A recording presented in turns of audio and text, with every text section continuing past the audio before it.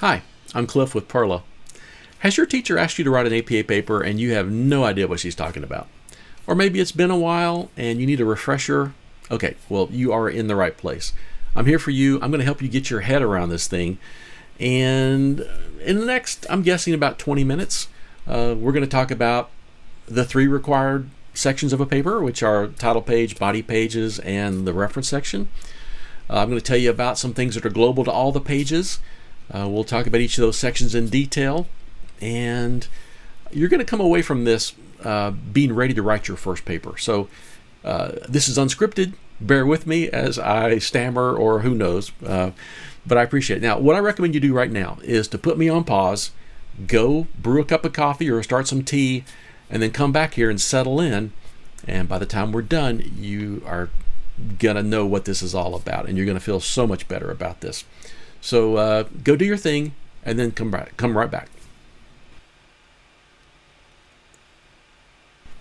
Okay, we're going to start by having me show you an example APA student research paper. Okay, here's what that looks like. Now this paper has everything that a student paper has to have. It's got the title page, it's got the body, and it's got the reference section. If somebody's writing for publication, there's some extra stuff that you have to know. So go away if you're writing for publication. I'm only talking to students. All right. So before we jump into the title page and start talking about all the elements on the title page, I want to talk about some things that are global to all the pages of an APA paper. In other words, you're going to find this on every page. First, the margins.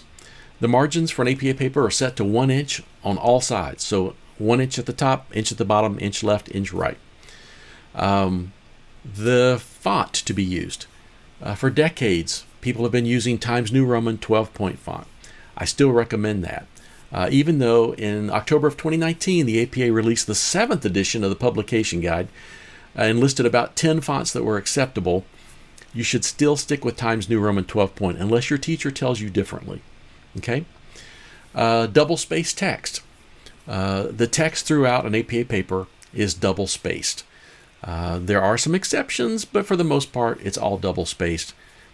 And I guess lastly, when you're in the body of the paper, you're going to notice that the paragraphs are indented 1/2 inch. The rest of the paragraph is flush left, but it's 1/2 inch indentations on paragraphs. Okay, one more thing. This is unscripted, so there could be one more thing. One more thing in this case is the page number. The top right-hand corner of every page, you're going to find the page number. Now, if you're doing this by yourself using Microsoft Word and not using Perla, you're going to need to go up to the header. That's the protected area above the text, normal text, and you're going to tell your word processor to insert the page number right here so that from now on, for the rest of the document, it's going to increment that number as you go. If you're using Perla to write your papers, which I hope you are, it's going to handle all of this for you. It's going to set the margins, the fonts, the text styles, the double space stuff, the indented paragraphs. Perla handles all that for you. So that's all the global stuff I want you to know. Now we're going to jump into the title page before we take on the body and then the references, and then we're done. So, title page. Here is a standard APA student research paper title page. Let's talk about every element on this page. Note that with the exception of the page number, all of the lines of text are going to be centered on this title page. We already talked about the page number. It's always going to be top right-hand corner, and the title page is always going to be page number 1. All right. The title of the paper should be placed 3 or 4 lines down from the top of the page, and you'll need to center that, and it is also written in bold, a bold font, bold text, I guess I should say. Use the fewest words possible for your title. It should not be fluffy and impressive sounding in a misguided attempt to sound impressive. Don't do that. Make it succinct. Your teacher will appreciate that. Also, you should probably know that the title is written using what's called title case. That means we're going to capitalize the first word and all the major words in the title. Spoiler alert here for you. The title that we have here in bold is also going to be the first line of the body of our paper. We're going to put that centered on the body, and we'll talk about that in a minute. All right. After the title, we're going to insert an empty double-spaced line to add some space between the title and the author, and then you're going to list your name on that following line. You're going to put your first name, your middle initial, and your last name. If your name includes a suffix, include it at the end of the name by separating it with a space, not a comma. Commas are only used here to separate author names if you've got more than one author. So maybe you're doing a group paper and you've got several authors of this paper, and that's when you use a comma to separate those. By the way, I would list those by last name alphabetical order if you're in a situation like that. Next, double space line again, like always, centered like always for the title page. We're going to talk about the academic affiliation. So for students, this is the college or university that you're attending. So on a new double space line below the author name, you're going to put in the department, a comma, and the name of the institution. You're going to use title case. Okay, up next, the course number and name. Now, this is the designator of the class for which you're writing the paper. There are two components for this centered line of text. You're going to put in the course number using the form listed on the university's course catalog. So for like Nursing 201 in the catalog, it is capital letters NURS space 201. Okay. After the number, enter a colon and a space, and now include the name of the class. So in my example here, I've got NURS space 201 colon space growth and development. Remember, that's in title case, growth and development. All right. Next up, the teacher's name. You're going to need to check with your professor to see what her preferred way of displaying her name is. Once again, this text is placed on a line by itself and it's centered. The last thing on the title page, the assignment due date. Now, the format that we're going to use for this is the month spelled out, the numeric day of the month, a comma, a space, and then the 4-digit year. If your teacher tells you to display the date in a different format, by all means, follow their instructions. Anytime they want you to do anything different, follow their instructions, right? Maybe your teacher wants you to do something that's not APA compliant, like put in a plagiarism statement on the bottom of the title page. That's not part of a standard student paper. But if your teacher wants you to put that there, do it. Do whatever your teacher wants you to do. It's in your best interest. All right. That's all I want to talk about for the title page. Next up, we're going to talk about the body, where you work your magic. Okay, here's what the body looks like in our sample paper. The body is the largest part of the paper. It's going to be where you type your ideas, backing up those ideas with the work of others as evidence. And when you refer to the work of others, you're going to be sure to cite their work in your paper. We're going to talk about citations in just a minute, but first things first. The first element in the body is the header at the top of the page containing the page number. You've already got that set up automatically by now. If you're using Perla, that's handled automatically. Hopefully you used your word processor if you're doing this solo without Perla, and you've got that going, so don't worry about the header anymore. Okay, after the header, on the first line of the body of the paper, we're going to type the paper's full title. It should look exactly the same as it did on our title page. That's title case, centered, and bolded. Right after the title, on the next line is where you can start to type your paper. Remember, all of the paragraphs of the body of the paper should be indented a half an inch from the left on the first line, and then the rest of the lines are going to be flush left. All of the lines within a paragraph are double spaced. Don't add any additional spacing above or below the paragraphs. That's a no-no. All right. Let's talk about citing the work of others. So as you did the research for this paper, you probably read some books or journal articles, or maybe you visited some websites. Along the way, you probably made note of all these different things that you read, and maybe within each one of those things, you found some quotes that were of interest. So you can include those in your paper, and maybe you took note of those, or maybe you just paraphrased those in your own words. and maybe you took note of what page number those were located on, if it's a book or so on. That's great. We're going to need that information when we create our reference section. And for the body of the paper, when we refer to those notes that we took, when we mention someone else's research, we're going to need to create a parenthetical citation in the body of our paper. That sounds really fancy. It's a set of parentheses with some words inside it, okay? It's, what else could it be? Perla handles this for you automatically. So that's the good news. If it's a book, for example, maybe I wrote a book about how the world is flat, okay? And inside the body of your paper, you might say something like, some scientists don't believe the world is round.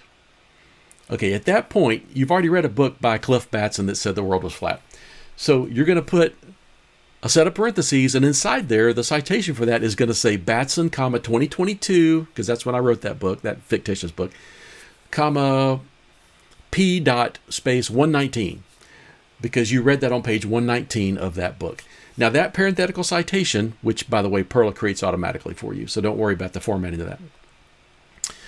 That's going to be enough of a clue to the reader that you're citing the work of somebody else, and I can go look in the back of your paper to find the work by Batson that was published in 2022 to go retrieve that book and read it so that as the reader, I will have read what source material that you read as you researched your paper. Okay? So every time we cite the work of somebody else, we've got to make sure to put in that set of parentheses with a citation in there. If we don't do that, if I just say, the world is flat, well, that I'm telling the reader that I'm saying that the world is flat. That's a conclusion that I've drawn based on my own research, maybe. Well, no, I got that from reading it somewhere else. And so I'm going to be accused of plagiarism if I'm quoting something or doing something else, taking those ideas from someone else. Plagiarism is a really bad academic offense. You can actually be suspended from school. So it's super important that you always cite the work of others. You include that work in the back, the source material in your references section, and then you cite that in the body of your paper. When you're citing the work of others, there are a few things you can do. You can paraphrase what they said. So just like a minute ago, in my book, I said that the world is flat. You can say, some scientists don't think the world is round. That's kind of a paraphrase of what I said, right? It's not a direct quote. You can directly quote something, right? You can say, according to Batson, comma, quote, the world is flat, period, or quote, space, citation, period. I guess I should have said. You can also do a block quote. Maybe you want to have something that's lengthy, that you don't just want to put in the middle of a sentence, right?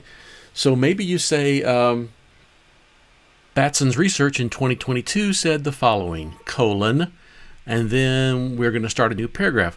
But this new paragraph is actually going to be the block quotation.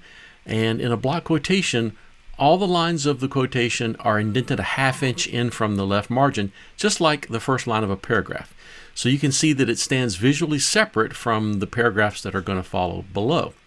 In this case, after the block quotation, the text just continues on from the paragraph above, and so it's left justified. If this was a new paragraph that we're starting after the quote, then it's going to be indented like a normal paragraph, a half inch. Don't forget, you got to put a citation at the end of your block quote. And it's okay to put the full citation like you see here. But because in the start of this, we said Batson's research in 2022 said the following, we've already said who the author is and what the pub date is. So we could just end with a short citation that just says parentheses, P dot space 119, close parentheses. Okay? There's lots of ways to do that. And if you look for example papers on our website in the help section or anywhere on the internet, you'll find different ways of citing things in your sentence structure. The last thing I want to tell you about for the body are text headings. In a simple student paper, when you've only got a few pages of text, you're not going to be using headings, heading levels, like section levels. That's what I'm talking about. However, in a longer paper, it can help to break the paper up into sections so that the reader will understand the context of what they're about to read.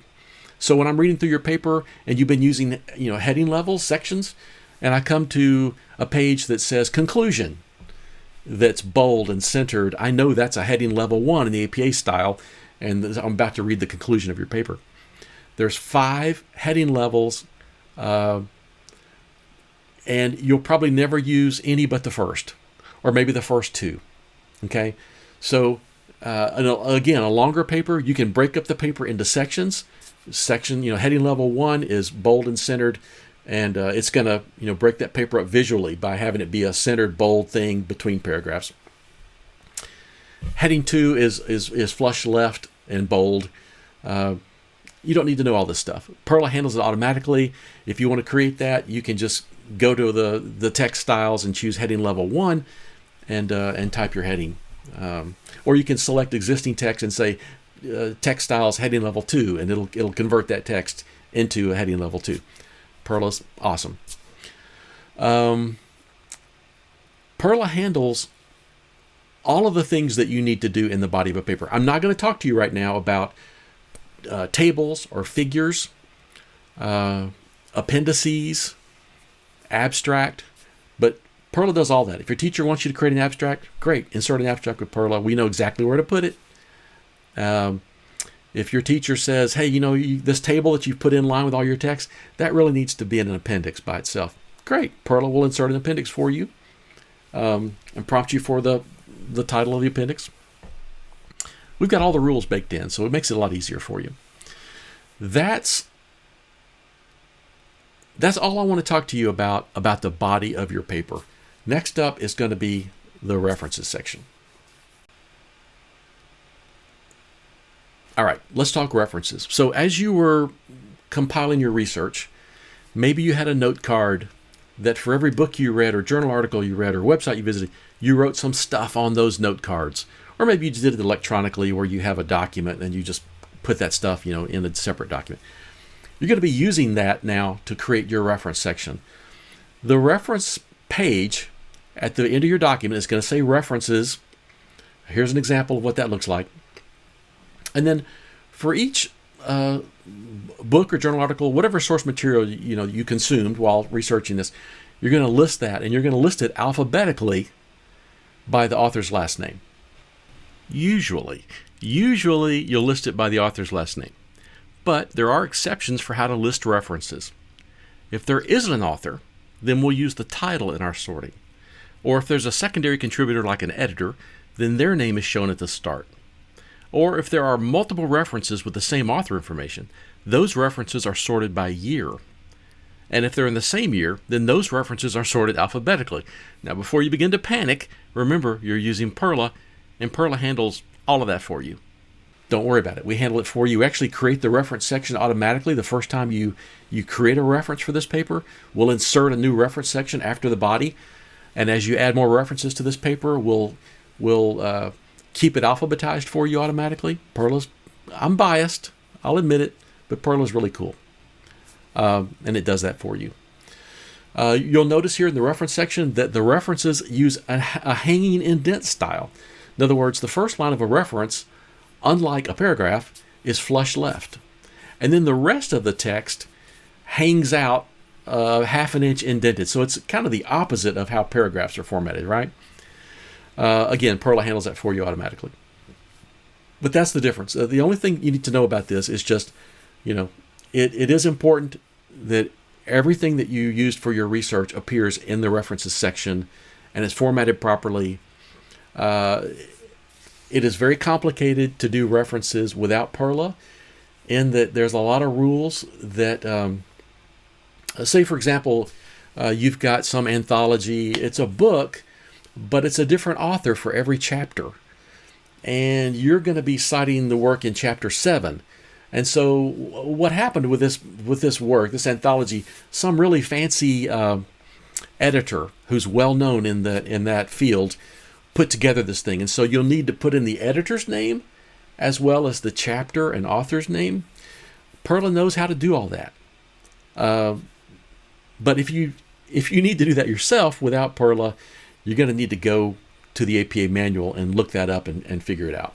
Okay, but it's really important that you have all your references in the back of this document and that they're alphabetized.